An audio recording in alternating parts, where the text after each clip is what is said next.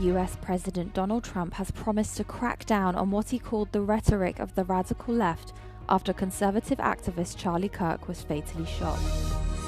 European Commission President Ursula von der Leyen delivered her State of the Union annual address, touching on topics such as Ukraine and Gaza. US President Donald Trump has promised to crack down on what he called rhetoric of the radical left after conservative activist Charlie Kirk was shot. Kirk was murdered as he spoke at an event on a college campus in Utah. The event was part of his America Comeback Tour, in which Kirk toured the states giving speeches and hosting debate circles. The attack was reportedly targeted, police said, and has prompted an outpouring of condemnation from across the American political spectrum. On campuses nationwide, he championed his ideas with courage, logic, humor, and grace. It's a long past time for all Americans and the media to confront the fact that violence and murder are the tragic consequence of demonizing those with whom you disagree day after day, year after year, in the most hateful and despicable way possible. For years, those on the radical left have compared wonderful Americans like Charlie to Nazis and the world's worst mass murderers and criminals. This kind of rhetoric is directly responsible for the terrorism that we're seeing in our country today, and it must stop right now. Kirk was a prominent activist and media personality, known for co-founding the non-profit Turning Point USA when he was only 18. The group is widely credited with giving a platform to young Americans with conservative ideals. The organization and its funding grew steadily over the years. Kirk enthusiastically backed Trump during his first presidential campaign in 2016. Kirk was praised for mobilizing the youth vote during Trump's third election campaign in 2024, where he encouraged new young voters to register. Supporters said Kirk showed people genuine decency and respect, even when disagreeing with others' ideas. European countries have rushed to Poland's support following an unprecedented Russian drone attack overnight into Wednesday. The Kremlin fired the barrage targeting a Ukrainian town bordering Poland, with Warsaw saying a huge amount of drones entered Polish airspace. British Prime Minister Keir Starmer denounced the attack, noting that his government will continue working on bringing an end to the war. The attack last night in Poland shows that Putin's belief that he can somehow act with impunity. And that's why we're working so hard with the coalition of the willing to ensure that there are security guarantees as we go forward, made real progress in recent weeks. We must continue to ramp up the pressure on Putin. German Defense Minister Boris Pistorius, in a parliamentary address, also condemned the attack and urged Europe to accelerate its efforts to bolster its defenses. Wir dürfen keine Zeit verlieren, wenn es die Stärkung unserer Verteidigungsfähigkeit geht. Glaubwürdige Abschreckung, robuste Einsatzbereitschaft und die verlässliche Unterstützung unserer Partner, das sind die Maßstäbe, an denen wir uns messen lassen müssen. Amsterdam, who played a part in shooting down the drones, highlighted the scale of the threat Russia continues to pose on European security. These violations are unacceptable and underscore that the Russian threat continues to grow. As said, we will defend every inch of NATO territory, and we cannot accept Russia's actions. And that's why we have to keep asking ourselves, what more can we do to support Ukraine? Warsaw has since triggered Article 4 of the NATO Charter to consult with its allies and formulate a response to this aggression. Good morning. It is Wednesday, the 10th of September. You're live here with this on Euronews, watching live coverage of the annual State of the European Union speech. I'm Maeve McMahon and I'm joined here by Stefan Kobe.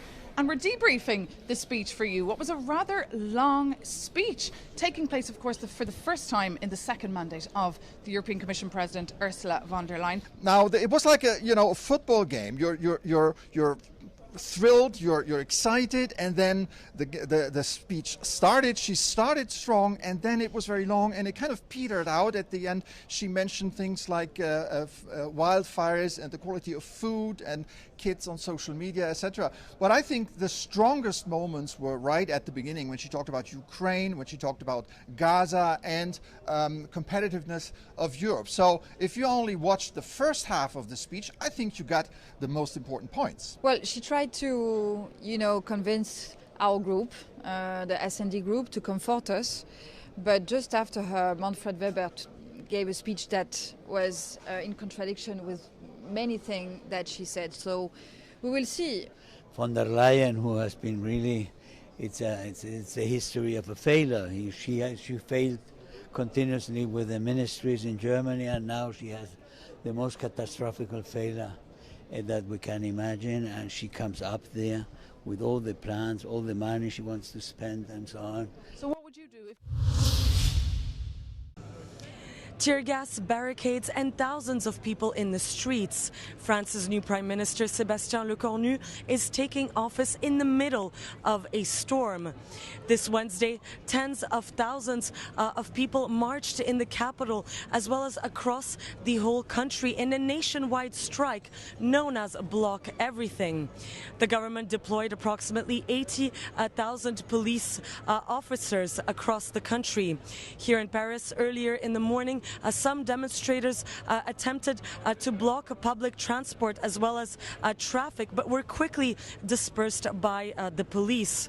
Earlier, hundreds more gathered in front of Gare du Nord, one of Europe's busiest train stations. Later, many more converged at the Place du Châtelet in central Paris, this time in a much calmer atmosphere. But beneath the surface, the anger is palpable. Sébastien Lecornu, c'est le symptôme de la crise, c'est-à-dire c'est vraiment le pire du pire de ce qu'on pouvait imaginer dans le moment. C'est incroyable que Emmanuel Macron ait fait ça après l'absence de vote de confiance de Bayrou, après la destitution de comment il s'appelait, de Barnier. Et vraiment là en fait on n'en peut plus. Emmanuel Macron, vous n'avez pas raison contre tout le monde. Emmanuel Macron, vous n'êtes pas seul à savoir ce qu'il faut faire, ça suffit en fait. Vous êtes minoritaire dans le pays, vous êtes ultra minoritaire, vous ne pouvez pas imposer votre politique à tout le monde et contre tous. Depuis les annonces du plan Bayrou, travailler gratuitement, 2 jours fériés supprimés, les 5 jours de carence qu'ils voulaient mettre pour les personnes qui sont malades, on en a marre de payer, on travaille dur, on a à peine la tête de l'eau avec nos salaires et le trou des déficits, ça serait de notre faute, c'est insupportable à entendre. For the new Prime Minister, it's a tough first day at work. He's tasked with restoring political stability in a fragmented and hostile parliament, while at the same time facing a massive citizen movement determined to keep the pressure on. Alexandru Balin, former Deputy Director of Moldova's Information and Security Services, was detained for 24 hours in Romania on treason accusations. Romanian intelligence officers received a warning from the Czech Republic concerning Balin. Alexandru Balin is investigated for treason in a continuous form. According to investigators, the former Deputy Director of the Information and Security Service of the Republic of Moldova would have disclosed secret state information to KGB officers in Belarus in exchange for money. These actions would have endangered Romania's national security. În cazul de față este și un om care beneficia de resurse destul de bogate și de o capacitate de acțiune foarte largă, având în vedere statele care au contribuit la prinderea acestuia și care nu are cum să nu ne putem gândi că el acționa pe teritoriul tuturor acestor state în același scop de a culege informații. Alexandru Balin was promoted to Deputy Director in 2016 and served until 2019 when pro-Russian oligarch Vladimir Plahotniuc, considered the powerhouse of Moldova, fled the country. După ce a fost trecut în rezervă din structurile Serviciului de Informații și Securitate de la Chișinău, Alexandru Balin și-a creat imaginea de drept de expert în securitate. În postările sale de pe rețelele de socializare, acesta susține integrarea europeană a Republicii Moldova, dar și Kievul în războiul cu cu Rusia. De asemenea, în mai multe postări, Alexandru Balan a criticat Serviciul de Informații și Securitate pentru că ar fi ineficient în lupta cu rețeaua de spioni ruși care activează în Republica Moldova. According to Euronews sources, Alexandru Balan was also part of the Counterintelligence Directorate. In Chisinau, he is known for having coordinated violence against protesters in 2009, when Communist President Vladimir Voronin lost power. Cazul dumnealui nu este unicul în Republica Moldova, dar mulți mei s-au dovedit de fapt că ei nu au servit interesul statului Republicii Moldova, dar au servit anumite interese personale, anumite interese de grup sau, cum în cazul dat, chiar au servit intereselor unor state străine. S-a declarat tot timpul și s-a declarat pro-european, venise aici să conferențieze despre Europa, despre cum e să fie bine în Europa, da?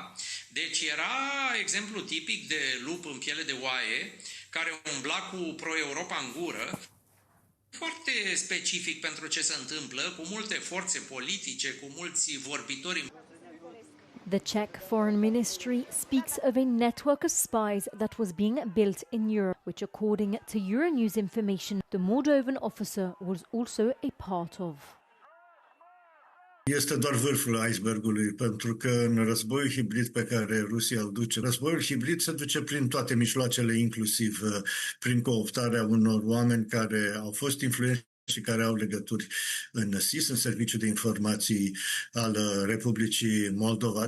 Alexandru Balan's investigation is being run with EU coordination under Eurojust alongside Romania, Hungary, the Czech Republic and Moldova.